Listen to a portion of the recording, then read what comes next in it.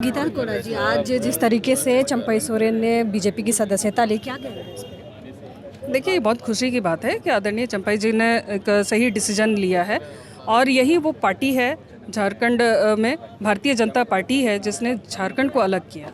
लड़े बहुत लोग, लेकिन उसको पहचान दिलाने वाला अगर कोई है तो वो भारतीय जनता पार्टी है। और अगर इसका कोई विकास कर सकता है, यहाँ के लोगों की अगर कोई सही में मान सम्मान दे सकता है तो वो भारतीय जनता पार्टी। यही आदरणीय चंपई जी समझ गए और उन्होंने भी आज अपने संबोधन में भी इस बात का जिक्र किया कि भाई झारखंड को बनाने वाले भारतीय जनता पार्टी है और इसका अगर अस्मिता का कोई रक्षा कर सकता है, जिस तरह आज यहाँ के आदिवासी मूलवासियों का अधिकारों का हनन हो रहा है, जिस तरह से अतिक्रमण हो रहा है आदिवासियों के ऊपर में, अगर उसकी कोई रक्षा कर सकता है तो वो भारतीय जनता पार्टी है। इसलिए आज उन्होंने भारतीय जनता पार्टी ज्वाइन किया और निश्चित रूप से उनके आने से पार्टी को मजबूती मिलेगी और यहाँ के जो शोषित वंचित आदिवासी लोग हैं उनको भी उनका हक अधिकार दिलाने में मदद मिलेगी। कोल्हान की सीटों पर कितनी मजबूती मिलेगी? बिल्कुल बहुत मजबूती मिलेगी उनके आने से।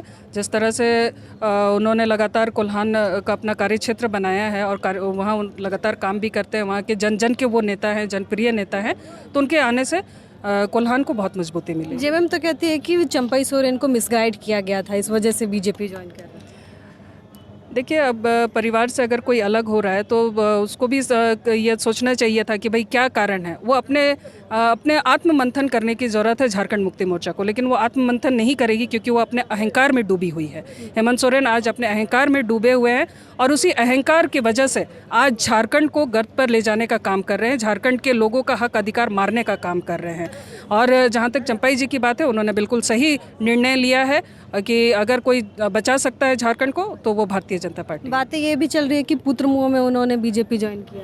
नहीं, ऐसी कोई बात नहीं है। आज आप उनके वक्तव्य से आपको स्पष्ट हो गया होगा कि वो यहाँ के झारखंड के लोगों के लिए सोचते हैं, झारखंड के शोषित वंचित आदिवासी दलित लोगों के बारे में वो सोचते हैं। उनकी सोच, उनके भाषण से उनकी सोच, उनके विचार स्पष्ट है कि वो झारखंड के लिए सोच रहे हैं, झारखंड की जनता के लिए सोच रहे हैं, क्योंकि उन्होंने झारखंड को अलग करने में, झारखंड आंदोलन में उन्होंने महत्वपूर्ण भूमिका निभाई है, अपना खून पसीना बहाया है। एक आखिरी सवाल रहेगा, आने वाले विधानसभा में किस तरीके से तैयारी रहेगी बीजेपी की? बिल्कुल तैयारी है, बीजेपी पूरी तरह से तैयार है। आने वाले विधानसभा चुनाव के लिए बूथ स्तर तक के कार्यकर्ता तैयार हैं और आप देख ही रहे हैं जिस तरह से आज लोगों में जो उत्साह है वो साफ दिखाता है कि लोग आज पूरी तरह से तैयार हैं यहाँ पर झारखंड मुक्ति मोर्चा को गद्दी से हटाने के लिए और यहाँ लोग मन बना चुके हैं कि इस बार भारतीय जनता पार्टी की सरकार बने।